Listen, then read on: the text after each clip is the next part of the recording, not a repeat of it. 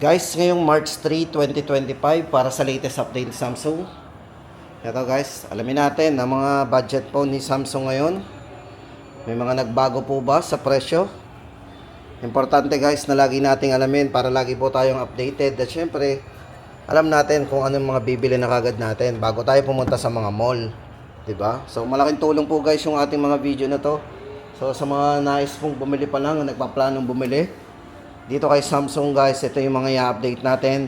Guys, same price naman po yung mga presyo ni Samsung kasi meron po silang tinatawag na one price policy. Sabi sabihin guys, yung promo nila dito sa mga multi-brand store at sa mga concept store o yung kanilang experience store ay pareho naman po. O ito guys, andito yung kanilang S24 Ultra. Baka naghahanap po kayo ng S24 Ultra. Meron po silang wave promo. Alamin natin yan. Eto guys, punta na tayo doon sa kanilang pinaka-budget phone. Unahin na natin ang kanilang kumbaga pinaka-entry level pagdating sa mga budget phone. Ayan. Guys, ito may dalawang variants. Ang kanilang Galaxy A06. Kung naghahanap tayo ng budget phone lang dito kay Samsung, ito yung kanilang Galaxy A06. Ito guys, check muna natin yung kanyang aesthetic design o yung kanyang aesthetic trendy design. Ito po yan. Ito guys is merong light blue and blue black. So ito yung hawak natin, ito yung blue black. Tapos guys, pagdating naman sa kanyang awesome camera, yan. Itong si Galaxy A06 ay meron na ring 50 megapixel po para sa kanyang main camera. At meron po itong wide angle, di ba? Naka wide angle na po 'yan. At 2 megapixel po para sa depth camera. At kung front camera naman, ito ay meron na ring 8 megapixel na main front camera. Then pagdating sa processor, guys, itong si Galaxy A06 ay ginamitan ng MediaTek Helio G85. So no worry tayo guys, kahit budget mo to ay medyo malakas po yung kanyang chipset o yung kanyang processor. Para po sa dalawang variants nito guys, naka 4GB RAM, 64 po tayo. Para po sa presyo nito 5,790 and 4GB RAM 128 6,790 ang ating SRP. Ayan na guys ang latest update natin sa kanilang Galaxy A06. Ayan. Oh, ito guys, next natin ipapakita sa inyo guys ang kanilang Galaxy A16. Ito guys yung 4G edition. So kung naghahanap tayo ng ito below 10,000, no, eksakto 9,990 guys ang presyo nito. Yan, para po sa kanyang Super AMOLED display. Guys, ito display nito is naka Super AMOLED na. Size ng screen to is naka 6.7 inches. Ayan. Naka full high definition Super AMOLED display na po yan. Pagdating po sa kanyang processor guys, ito ginamitan ng MediaTek Helio G99 para po sa kanyang chipset. At syempre, pagdating sa ozone durability nito guys, ito ay naka IP54 na din para sa dust and water resistant nya. Then, kung camera naman guys, check natin ang kanyang camera. Ito pong si Galaxy A16 ay merong 50 megapixel po para sa wide angle niya. Ayan, meron po siyang 0.5. Hindi na po natin kailangan umatras. Gamit po ang 0.5. Diba? Malawak. Then 2 megapixel po para sa macro camera. At kung front camera naman, itong si Galaxy A16 is merong 13 megapixel na camera lens. At ang maganda dito guys, meron tong OS updates din. Yan. Meron siyang OS updates up to 6 times yan. Galaxy A16 para po sa presyo guys nito, naka 4GB RAM, 128GB, 9,990. So 9,990 po yan. Galaxy A16. Then guys, ito naman, kung 5G naman ang hanap natin dito kay Samsung for Galaxy A16 5G. Ito guys, so size ng screen nito is naka 6.7 inches para sa kanyang Super AMOLED display. Yan, naka full high definition plus display din po ito. At naka-Infinity U display. Yan po yung U design niya. Naka 90 Hz na rin po yung kanyang screen refresh rate. At pagdating sa kanyang processor guys, ito ay naka MediaTek Dimensity 6300. 6 nanometer po ang ginamit ditong chipset. Syempre guys, mostly pag narinig natin yung mga naka 5G na, yan, Dimensity, mostly ginagamit dyan. Naka MediaTek Dimensity 6300. Yan. Then pagdating sa main camera guys, ito ay ginamitan na rin ng 50 megapixel po. Na naka wide angle na rin. At 5 megapixel po para sa kanyang ultra wide. So, check po natin ang kanyang 50 megapixel na merong wide angle.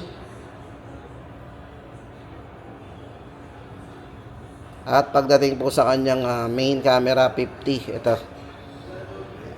May 0.5 siya. At 10 times zoom.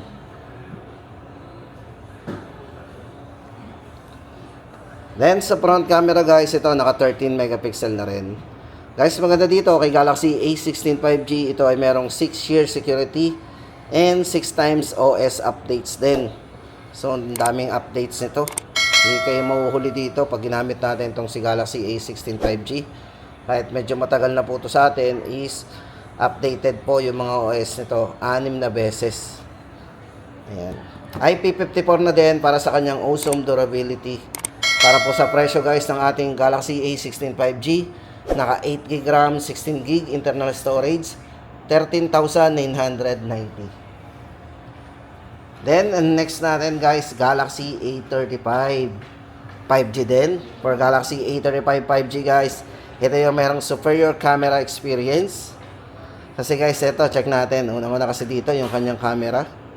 Meron po itong 50 megapixel po para sa kanyang main camera. At ang maganda dito guys, yan, bukod sa kanyang ultra wide angle, pagdating sa video, ito po ay merong optical image stabilization. So, meron siyang OIS. At naka 60 FPS na rin for smooth video experience natin. Para sa kanyang, meron na rin po itong video high dynamic range. Kung saan guys, kung matingkad yung mga sikat ng ano natin dyan, ng araw, ng liwanag, is maganda pa rin yung kuha nito. Yan, gamit yung kanyang HDR. Yan. Pagdating po sa size guys, ito, kung mapapansin nyo yung size nito, ito ay naka 6.6 inches, medyo handy 6.6 inches, full high definition plus display, at naka super AMOLED display na rin yan, napakabibid ng display nito. At very smooth guys ang screen nito kasi ito ay naka 120Hz screen refresh rate. At pagdating sa processor guys, ginamitan ito ng Exynos 1380 na naka 5 nanometer na po yan octa-core processor. Yan po yung ating latest update. Sa presyo guys nito, 8GB RAM, 256GB, 20,990. Yung design, no? Naka glass back design. Then for Galaxy A55 5G naman guys, ito naman ang ating latest update. Camera din guys ito kasi merong superior camera experience na meron na rin po itong 50 megapixel with optical image stabilization. At meron na rin video high dynamic range. O, di ba? Naka-ready. Check po natin sa liwanag yan, guys. Napakaganda po ng kuha niyan. Kahit sobrang tingkad ng liwanag. At syempre, sobrang dilim. Lumiliwanag po ang kuha natin dyan. Yan. Ito guys, for Galaxy A55 5G. Para po sa size ng screen, naka 6.6 inches, naka full high definition plus display. At napakabibid na rin po ng display nito kasi ito ay naka Super AMOLED display. 120Hz na rin po para sa kanyang smooth screen. At pagdating sa processor guys, ito ay naka Exynos 1480 4 nanometer octa-core processor. At sa mga mahilig mag-selfie guys, meron siyang 32 megapixel po para sa kanyang main camera. Yan, naka 32 MP yung kanyang selfie camera. Yan, para po sa presyo guys nitong A55 5G, 8GB RAM, 256, 24,990. Yan.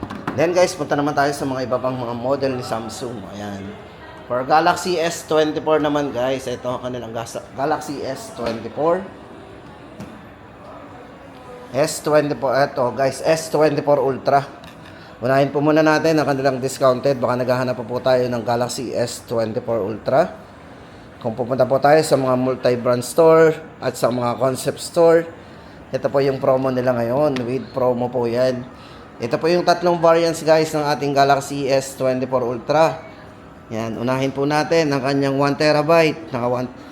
Ito po yung 96,990. Then yung 12GB RAM 512 po, 79,990. Dating 92,000 po, yung laki ng discount natin. Then yung isa po niya na 256GB ay ngayon po ay 71,990. Dating 84,000. So naka-discount pala tayo guys doon sa ano nila, 256 na 13,000. Ang laki. Ito yung may mga titanium gray, titanium violet, titanium yellow, and titanium black. Yan po yung with promo ni Samsung pagdating sa kanilang Galaxy S24 Ultra. Then for S24 FE naman guys, ito naman po yung ating update sa kanilang Galaxy S24 FE. Yan, para po sa mga specification guys nito, ito yung naka 6.7 inches full high definition plus display. Naka dynamic AMOLED 2x display po yan guys. So kung tayo po ay naliliwanagan na doon sa mga AMOLED display, ito po ay 2x na naka-dynamic guys. So pag sinabing dynamic, syempre mas vivid po talaga yung display nito. Sa battery guys, ito ay meron 4,700 mAh battery.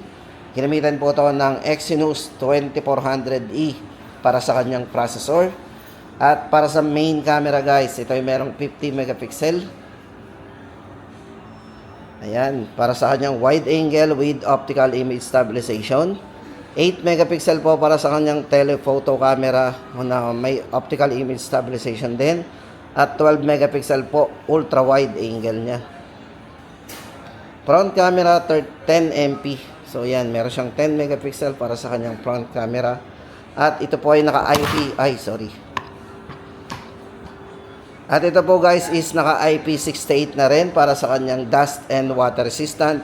So ibig sabihin guys, pag sinabing IP68, ito ay pwede masubmerge sa tubig up to 1.5 meters for 30 minutes. So makakasurvive yan for security purposes. Presyo po nito guys, ito ay naka 8GB RAM 256, 44,990. Then guys, syempre ito yung kanilang pinaka top of the line ngayon dito kay Samsung, ang kanilang Galaxy S25 series. Yan nga lang guys, wala tayo ditong demo nung kanilang walang display dito ng S25, yung kanilang base model. Andito po yung kanilang S25 Plus. Ito guys, may dalawang variants po ang kanilang Galaxy S25 Plus. Ito guys, ang size ng screen nito is naka 6.7 inches. Naka quad high definition plus display. Naka dynamic AMOLED 2x display din po to. At pagdating sa processor guys, ito ay yung bago nilang processor. Ito po ay naka Qualcomm Snapdragon 8 Elite for Galaxy. So ginamit po dito guys, ulitin po natin, Snapdragon 8 Elite for Galaxy. Then 4,900 mAh po para sa kanyang battery. Kung main camera naman guys, ang pag-uusapan natin itong si Galaxy S25 Plus ay merong 50 megapixel para sa kanyang wide angle, 12 MP para sa ultra wide, 10 megapixel po 3 times para sa kanyang telephoto, at kung front camera naman naka 12 megapixel po yan. Syempre guys, ang ginamit dito is napakatibay po ng frame nito kasi ito po ay ginamitan ng Armor aluminum frame. So matibay tapos medyo magaan guys Yan, para po sa dalawang variants ng kanilang Galaxy S25 Plus, para po sa kanyang 12GB RAM 256, 67,990 at 76,990 kung 512GB. At para naman po sa kanilang Galaxy S25 Ultra, ayan guys, kung gusto natin ang may S Pen, ito pong si Galaxy S25 Ultra, included na po ang S Pen. O diba, kung namimiss natin ang mga note, ito na, pinagsama na po yan dito sa kanilang Galaxy S25 Ultra. Ito pa yung design niya guys, box type. O diba? Ito guys, medyo malaking screen ito ngayon kasi ito ay merong sukat na 6.9 inches para sa kanyang Quad High Definition Plus display. At kung camera naman guys, hindi ko lang may pakita sa inyo guys kasi ito ay demo phone lang. So ito ay merong 200 megapixel po para sa kanyang main camera. 200 megapixel. 50 MP plus sa kanila pang mga wide angle or yung ultra wide angle. Telephoto 50 at meron din po siyang 10 megapixel pa. Di ba? Para po sa variant ito guys, ito ay may mga variants na 256 gig. Check po natin yung kanyang mga variant. 256 po nito guys, 84,990. Then sa 512 naman po nito, 93,990 po. Guys, ito maganda dito sa kanilang battery. Habol ko lang guys, napakatipid po ng battery nitong si Galaxy S25 Ultra. Kasi guys, kung manonood tayo dito ng mga video para sa video playback po nito, ito ay up to 31 hours kaya nito. Ayan, kung kukonsume natin yung battery niya. Galing. Yan po yung titanium. Naka-titanium po yan, yung kanyang frame. Matibay. Ayan guys, ang latest update natin dito kay Galaxy S25 Ultra and S25 Plus. Tapos guys, ito, punta tayo sa kanilang yung mga Safe Fold naman guys. Ito, Safe Fold 6. Baka naghahanap pa po tayo ng Safe Fold 6. For Galaxy Z Fold 6 guys, ito, tatlong variants po meron itong si Galaxy Z Fold 6.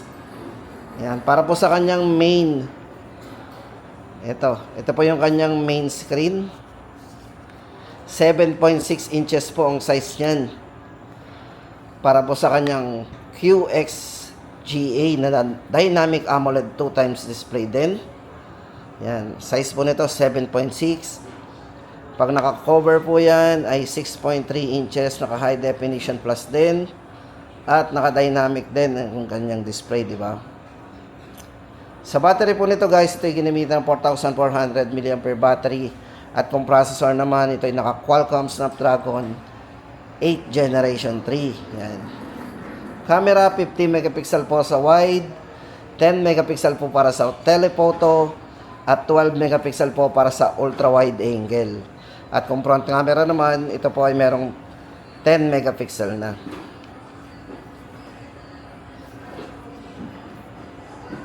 Siyempre guys, tama-tama din to sa mga gamer ha, kasi mas lumaki ng screen. Kaya kung maglalaro tayo dito, sobrang ganda maglaro dyan. So ito na guys, para sa tatlong presyo nito, ulitin po natin ang mga presyo nito guys. 12GB RAM 256, 105,990. Then sa 512 ay 113,990. And 1TB, 130,990. Yan po yung update natin for Galaxy Z Fold 6. At para naman po sa kanilang Galaxy Z Flip 6 guys, kung gusto naman natin ng handy na nako-convert, diba? Ito yung kanilang Galaxy Z Flip 6. Ito guys, para sa kanyang main, ito pag naka-open po yan, ito size ng screen niya is naka 6.7 inches. Full high definition plus display para sa kanyang dynamic AMOLED 2x display din. Then kapag yun po ay naka-cover, ito po ay naka 3.4 inches Super AMOLED display din. Sa battery, meron siyang 4,000 mAh battery din. Pagdating sa processor guys, ito ay naka Qualcomm Snapdragon 8 Generation 3. Napakataas po ng processor nito. At syempre guys, sa mga mahilig mag-camera, camera po nito is naka 50 megapixel para sa wide angle, 12 megapixel po para sa ultra wide, at 10 megapixel po sa mga mahilig mag-selfie. Yan, selfie camera. Para po sa mga colors guys, ito merong blue, mint, yellow, and silver shadow. Para po sa presyo guys ng ating Galaxy Z Flip 6, yan, 256 po, 70,990. And 512, 78,990. O ito guys, baka naghanap po tayo ng Buds 3. Ito po yung kanilang wireless buds. So ito yung naka-sleek and comfortable sa ating tenga.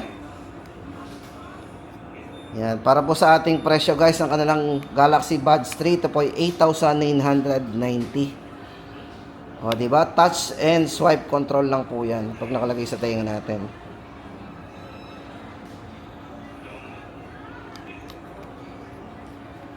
Tsaka matipid guys to sa battery nga pala. Baka ito, pwede ito mag-last po sa ating playtime up to 30 hours po. Ayan. At syempre sa talk time up to 20 hours na naka-off po yung ANC. Ayan. At medyo mataas po yung ginamit na Bluetooth dito guys 5.0 ang Bluetooth na ano yun. Ayan. Para po sa presyo ng kanilang Galaxy Buds 3, 8,990. So, ayan guys, ang ating latest update dito kay Samsung sa mga multi-brand store. Double check po natin. Yan na po yung ating aasahang mga presyo. At syempre, hindi lang yan guys, pati sa kanilang mga concept store, experience store, yan po ang ating mga presyo ngayon. Ngayong March 2025.